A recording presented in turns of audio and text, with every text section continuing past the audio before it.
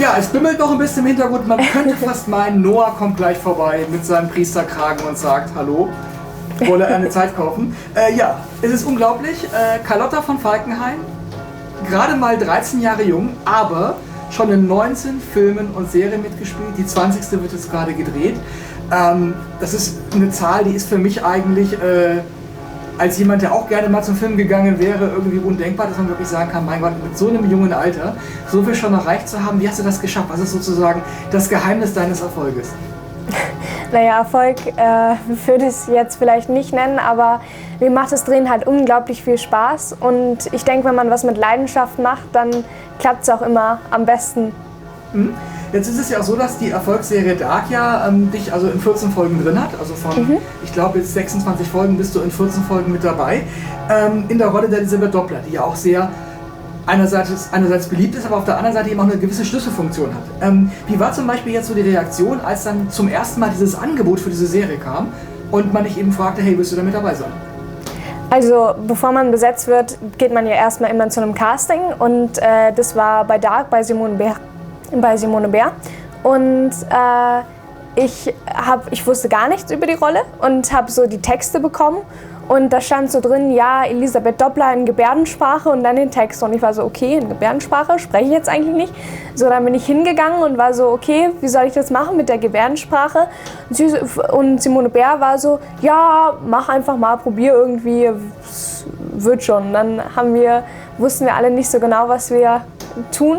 Aber das war sehr lustig und als dann die Zusage kam, habe ich mich natürlich mega gefreut, weil das auch so ein cooles Projekt ist. Also die erste deutsche Netflix-Serie und ich freue mich auch immer, wenn ich beim Dreh was dazulernen kann und das mit der Gebärdensprache ist natürlich sehr interessant. Das wäre jetzt nämlich meine nächste Frage gewesen, weil du das ja wirklich perfekt machst und so perfekt, dass viele Leute jetzt auch von der 3. Staffel, wo die auch dann diesen Switch hast, wo du eben auch mal sprechen kannst, eben auch so im Netz fragen oder diese, wenn man so bei Google reinguckt, Carlotta von Falkenhayn ist Div, also quasi ist Tauch, eher so als Frage gestellt. Das heißt, die Leute kaufen es dir ab. Wie schwer war das so reinzukriegen mit der Gebärdensprache? Also man muss es, ich hatte einen Gebärdencoach, Thomas Zander, der hat uns immer so Videoclips aufgenommen und dann haben wir daraus halt die Gebärdensprache gelernt. Und es ist klar, man muss es so flüssig können, wie man spricht normal. Also man muss es schon oft üben, aber es ging eigentlich. Okay, und kannst du das auch noch? Also bist du sozusagen da jetzt noch voll drin, dass du dich jetzt im Endeffekt mit den Taubstummen auch noch unterhalten könntest? Naja, ich habe nicht die ganze Gebärdensprache gelernt, sondern immer nur eben die Texte, aber so ein bisschen kann ich. Also zum Beispiel, das wäre jetzt, hallo, mein Name ist Carlotta. Okay, das ist dann Carlotta? Ja, also das ist ein C. Okay. Und wenn man, also quasi bei Namen ist es so, dass man den Anfangsbuchstaben macht, den schüttelt und dazu das Mundbild macht. Also okay. Quasi Carlotta stumm sagt.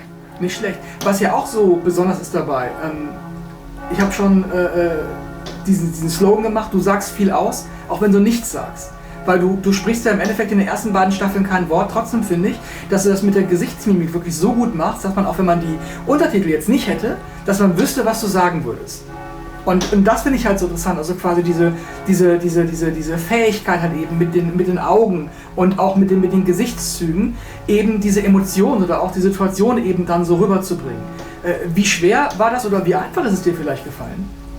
Also ich finde, wenn man diese Gebärdensprache hat, kann man eigentlich das so ein bisschen noch besser machen, weil man hat was man motorisch mit den Händen macht und dann quasi also gehörlose Leute machen das auch immer so ein bisschen extrem mit den Gesichtszügen und das ging eigentlich, also ja.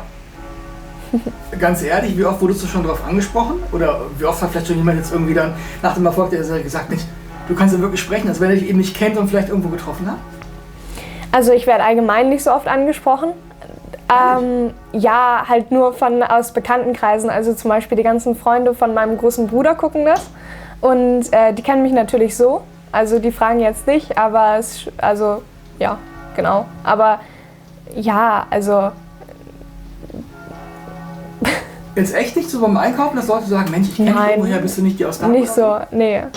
Wow. Ich bin aber ganz ehrlich auch froh drüber, weil ja, wäre mir ein bisschen unangenehm, glaube ich. Und bei dir so in der Schule, ich meine, kommen die da vielleicht auch oft und sagen, hey, kannst du mal ein Autogramm schreiben oder so? Nee. Gar nicht? Nee, das ist, also ich rede in der Schule allgemein nicht so viel drüber, aber und dann, also Dark ist jetzt zum Beispiel nicht so in meiner Altersklasse, also die Leute bei mir in der Klasse guckten das halt nicht so und nee, also mit Autogrammen würde niemand kommen, weil die kennen mich ja persönlich und das, ja, nee. Das ist ja so vielleicht die Älteren dann, vielleicht so 10er-Stufe, 11er-Stufe oder so. Ja, aber nö. Schade. Krass. Hätte ich echt nicht gedacht. Jetzt ist es ja auch so, dass du da von Anfang an mit dabei warst und am Anfang wusste noch keiner, wo die Reise hingeht.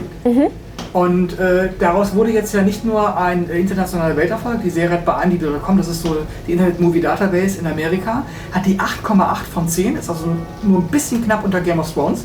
Und es gibt sogar viele Leute, die sagen, das ist nicht nur die deutsche, oder die beste deutsche Netflix-Serie, sondern international die beste Serie auf Netflix. Also hättest du jemals damit gerechnet, dass das so ein Riesenerfolg wird und dass du dann ja auch dann Teil dieses Erfolges bist? Also man weiß vorher natürlich nie, ob es jetzt ein großer Erfolg wird oder nicht, aber also für mich war es so wie jedes andere Projekt auch und es geht im Wesentlichen ja eigentlich erstmal darum, die Vision vor allem auch, also von dem Regisseur, also von Baran Booda und auch von Jantje Friese zu ermöglichen. Und wenn es dann ein Erfolg wird, freuen sich natürlich alle, aber jetzt wirklich so, also ja, habe ich jetzt am Anfang nicht ganz so mit gerechnet, aber...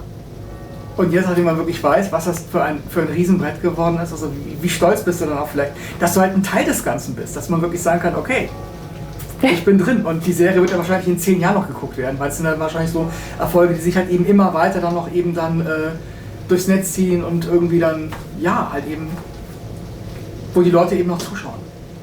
Ja, klar, ich finde es natürlich cool, aber ich freue mich auch vor allem, wenn man quasi da mitgewirkt hat und gesehen hat, wie alle zusammenarbeiten, dass sich dann die harte Arbeit von so vielen Leuten auch richtig auszahlt.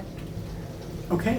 Und ich liebe diese ganzen Set-Geschichten, also quasi so Dinge hinter den Kulissen, was da vielleicht so an witzigen Sachen oder auch an skurrilen Sachen passiert ist. Gab es da vielleicht so ein paar nette Anekdoten, die dir vielleicht spontan einfallen, also wo was daneben gegangen ist, irgendwas Witziges passiert ist, wo man mal irgendwie ganz so lachen musste oder so? Also es gab einen Moment mit der Gebärdensprache, wo quasi der Satz war, lass uns schwimmen gehen. So, und dann habe ich halt die Gebärdensprache so schwimmen. Und dann kam Thomas zu mir, mein Gebärdencoach, und meinte, was sagst du denn da? Was soll das heißen? Ich so, ja, schwimmen. Und dann meinte er, nee, schwimmen geht ganz anders, das heißt Ente. Und da musste ich mich so kaputt lachen, weil da habe ich gesagt, ja, lass uns Enten gehen. Enten schwimmen ja auch. Ja.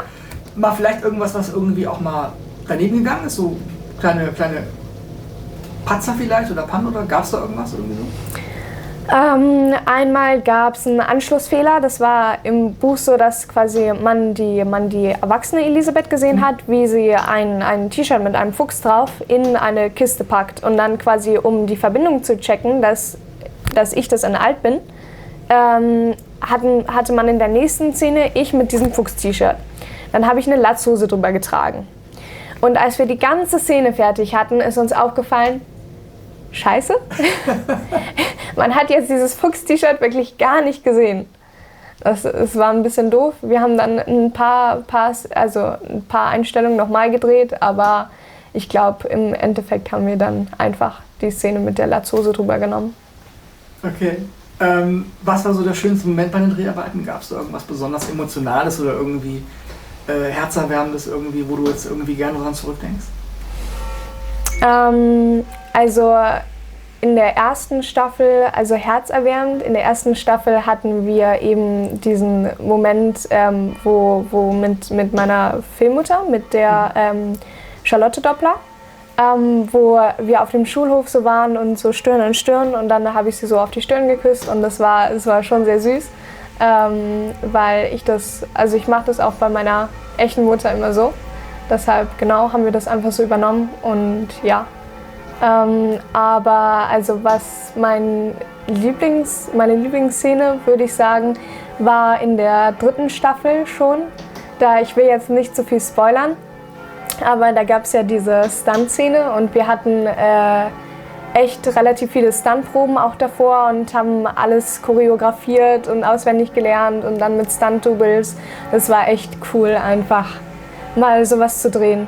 Du meinst im Wohnwagen? Genau. Ja, ich mache einfach eine Spoilerwarnung davor, weil ich finde es wirklich extrem stark. Okay, ja. Ich meine, es ist ja sozusagen Endzeit, ja, nach der Apokalypse. Und da ist ein Typ, der versucht dich zu vergewaltigen, tötet dann deinen Filmvater.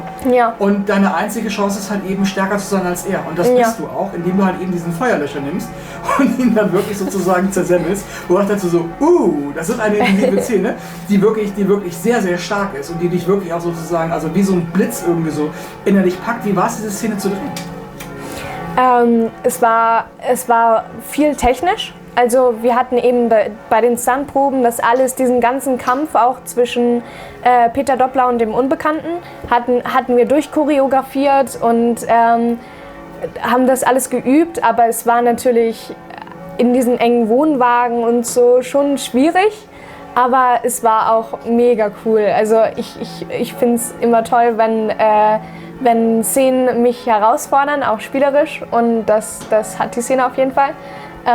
Und ja, das war eine der coolsten Szenen, die ich je gedreht habe, würde ich sagen. Das auf jeden Fall. Es ist die andere Kirche am Klingen. Es ist wirklich so Noah, vielleicht so Mark Waschke als Noah, die um die Ecke kommen und sagen, hallo, ich bin wieder da. Also war das ein richtiger Wohnwagen, nicht so ein Set, wo man vielleicht die eine Seite aufschneidet, um eben sozusagen das Team reinzukriegen, sondern quasi eben dann nur so ein schmaler Wohnwagen, wo dann das ganze Team dann sozusagen das gedreht hat? Nee, also wir haben teils. Also man konnte die Seiten so an- und abmontieren und wir hatten einmal die hintere Seite vom Wohnwagen quasi abgemacht und da hat das Team dann von außen reingeguckt, aber es war auch teilweise einfach die Kamera im Wohnwagen mit drin und genau. Und der Feuerlöcher war dann wahrscheinlich so eine Art Stunt-Prop irgendwie aus Gummi oder so? Als der Schauspieler da wirklich noch lag, hatte ich so einen Schaumstoff-Feuerlöscher. Und habe natürlich auch immer daneben geschlagen. Aber dann quasi von vorne, dann lag der dann nicht mehr, da hatte ich schon einen echten Feuerlöscher. Der ist ja auch schwer, wie hast du das irgendwie dann damit hinbekommen? Der wiegt ja auch einiges. Ja, es ging eigentlich. Also die sind schon schwer, aber es ging. Aber es soll ja auch so aussehen, als ob er wirklich schwer ist. Aber, genau. Ist auf jeden Fall perfekt gelungen. Die Szene ist wirklich echt auch meine Lieblingsszene von dir, weil es einfach wirklich so intensiv ist und das einfach so ein Moment ist, wo du echt dann sozusagen auch dann stockst als Zuschauer und eben sagst, so, was geht ab, was passiert da jetzt? Und man eben auch dann deine Handlung eben nachvollziehen kann, weil da geht es wirklich um Leben und Tod. Und das finde ich, das hast du auch wirklich super gut rübergebracht. Du bist jetzt ja wirklich sehr jung, aber spielst schon wie eine Erwachsene und hast ja wirklich auch schon mehr Filme und Serien gedreht als manch ein Berufsschauspieler. Wie bereitest du dich darauf vor? Also ist das einfach so, dass du viel vielleicht einfach von dir selber da irgendwie mit reinpackst, weil du einfach sagst, du hast vielleicht auch dann dieses Talent in dir oder übst du das irgendwie? Hast du Vorbilder? Also üben tue ich es auf jeden Fall. Also ich natürlich lerne immer den Text und probiere mich dann richtig in die Rolle reinzufühlen. Und quasi nachzuvollziehen, wie sie das auch sagen würde oder so. Und vor den Castings mache ich es immer mit meiner Mutter zusammen, spiele ich es immer durch und ja, das klappt gut. Das heißt sozusagen, sie ist dann die Anspielpartnerin und ihr probt dann nach dem Drehbuch immer die ganze Zeit. Genau. Okay, cool. Wenn du eine Zeitmaschine hättest im realen Leben, wo würdest du hinfliegen? Was würde dich so vielleicht so als Zeitepoche reizen? Ich glaube, ich würde mir mal die Zukunft anschauen, okay.